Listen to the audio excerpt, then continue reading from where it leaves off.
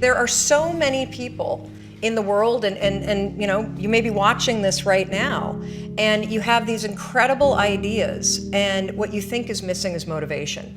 And that's not true. Because the way that our minds are wired, and the fact about human beings is that we are not designed to do things that are uncomfortable or scary or difficult. Our brains are designed to protect us from those things because our brains are trying to keep us alive. And in order to change, in order to build a business, in order to be the best parent, the best spouse, to do all those things that you know you want to do with your life, with your work, with your dreams, you're going to have to do things that are difficult, uncertain, or scary, which sets up this problem for all of us.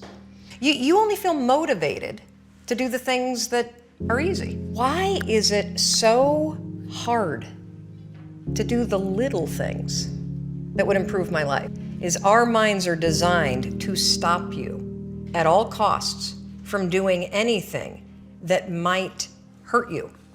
And the way that this all happens is it all starts with something super subtle that none of us ever catch. And that is with this habit that all of us have that nobody's talking about. We all have a habit of hesitating. We have an idea, you're sitting in a meeting, you have this incredible idea, and instead of just, saying it, you stop and you hesitate. Now, what none of us realize is that when you hesitate, just that moment, that micro moment, that small hesitation, it sends a stress signal to your brain. It wakes your brain up, and your brain all of a sudden goes, oh, wait a minute, why is he hesitating? He didn't hesitate when he put on his killer spiky sneakers. He didn't hesitate with the really cool track pants. He didn't hesitate with the NASA t-shirt. Now he's hesitating to talk, something must be up. So then your brain goes to work to protect you. It has a million different ways to protect you. One of them is called the spotlight effect. It's a known phenomenon where your brain magnifies risk. Why? To pull you away from something that it perceives to be a problem. And so you can truly trace every single problem or complaint in your life to silence and hesitation. Your life comes down to your decisions, and if you change your decisions, you will change everything. We make these teeny tiny decisions all day long. We don't even realize it. A decision to not get up on time, a decision to not eat the right thing, a decision to snap at your kids, a decision to not speak in a meeting, a decision to not look for a job, a decision to not deal with your finances, a decision to not call your parents, like whatever it is. All day long, these tiny decisions that take you so far off track. And then you wake up like I did and you look at your life and you think, how the hell did I get here? And more importantly, how do I get back over there? I got in this struggle with myself that a lot of us find ourselves in, and that is you get trapped in what I call the knowledge action gap. You know what to do, but you can't seem to make yourself do it, right? I mean, every one of us is one Google search away from a list of instructions that if you follow any of them, it will change your life. But how do you get out of your head and stop thinking about what you need to do and actually do it? If you're stuck, that's the problem. The problem is you're in your head, you're thinking. That is the universal problem, and it all starts with this knowledge of what to do, and then you hesitate and you think about whether or not you feel like doing it. About to turn off the TV, and there on the TV, there was this rocket launching, and I thought, oh my gosh, that is it! I am gonna launch myself out of bed like a rocket ship, like NASA, right here, had launched me out of that bed. And I'm gonna move so fast that I don't think. I'm gonna beat my brain. Now, here's a really interesting point. I talk a lot about your instincts and inner wisdom. A lot of us talk about the fact that you have a gut feeling. But what all this research that I've done for the book and all the speaking that I do, what I've discovered that's fascinating is actually when you set goals, when you have an intention on something that you want to change about your life, your brain helps you. What it does is it opens up a checklist, and then your brain goes to work trying to remind you. And it's really important to develop the skill. And I say that word purposefully, the skill of knowing how to hear that inner wisdom and that intention kicking in and leaning into it quickly. So for me, my brain saying, that's it, right there, move as fast as a rocket, Mel. I wanted to change my life. And I think most people that are miserable or that are really like dying to be great and dying to have more. We want to change. We want to live a better life. We want to create more for our families. We want to be happier. The desire is there. Again, it's about how do you go from knowledge to action. So the first thing in this story that's important is realizing that the answer was in me. And my mind was telling me, pay attention. The next morning, the alarm goes off, and I pretended NASA was there.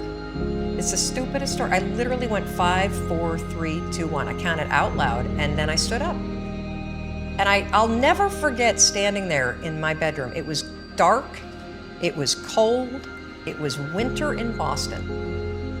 And for the first time in 3 months, I had beaten my habit of hitting the snooze button. I couldn't believe it, and I thought, wait a minute. Counting backwards? That is the dumbest thing I've ever heard in my entire life. Well, the next morning I used it again and it worked. The next morning I used it again and it worked. The next morning I used it again and it worked. And then I started to notice something really interesting. There were moments all day long, just like that 5-second moment in bed, where I knew, knowledge, what I should do. And if I didn't move within 5 seconds, my brain would step in and talk me out of it. Every human being has a 5-second window, might even be shorter for you. You have about a 5-second window in which you can move from idea to action before your brain kicks into full gear and sabotages any change in behavior. It was my secret weapon. This was something I did. I never intended to tell anybody, because I went from getting up on time and waking up on time to shaking up my entire life. Because when you understand the power of a 5-second decision, and you understand that you always have a choice to go from autopilot to decision maker, everything in your life will change. You will be a different negotiator, you will be different in sales, you will be unstoppable in the gym, because you will realize the amount of garbage that you put in the way of your hopes, of your dreams, of your potential, of your confidence, of your courage. Everything comes down to the decisions that you make. We all know what to do. I started researching it. Why does something so stupid work? Why? Why does something so silly create such powerful and profound change? Well, here's why. The rule is a form of metacognition. You can outsmart your own brain. The rule, what it does is it does something really remarkable. When you count backwards, 5, 4, 3, 2, 1, what you're actually doing is you're interrupting what researchers call habit loops. So when you go 5, 4, 3, 2, 1, it interrupts what's going on here that's spinning without you thinking, and it moves and awakens your prefrontal cortex. So when you hit 1, your habit has been interrupted. So you've interrupted self-doubt, you've interrupted maybe snapping at your kids, you've interrupted the desire to grab for a drink, you've interrupted procrastination. You've also, by counting backwards, done an action. It's awakened your prefrontal cortex. That is the part of the brain that you need that's awake when you're changing behavior, when you're learning new things. The 5-second rule, when you repeat it, becomes a starting ritual that triggers you to act with confidence, that triggers you that this is a moment for courage, that triggers you to shift gears. And because you've also done the manual work of awakening the part of the brain that you need to change, you've set yourself up for success. It's not a habit. It will become a habit that prompts you to have confidence and courage. But in the beginning, it interrupts patterns of behavior that you do on autopilot. It helps you assert control, and it teaches you how to become the kind of person that moves from thinking about something to actually doing it.